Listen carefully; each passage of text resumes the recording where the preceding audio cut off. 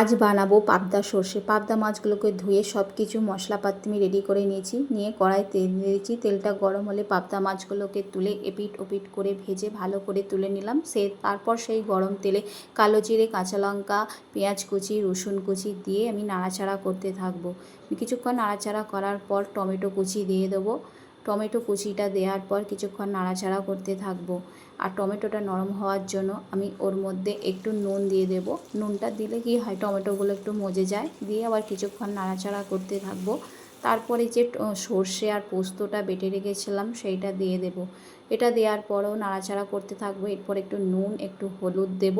নুনটা যে যার স্বাদ মতন দেবে। দিয়ে একটু নাড়াচাড়া করতে থাকবো। এরপরে একটু জল দিয়ে দেব।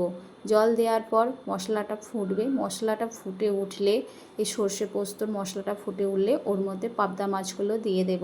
পাবদা মাছগুলো দিয়ে দেওয়ার পর 5 মিনিট দিয়ে একটু ফোটালেই পাবদা সর্ষে রেডি।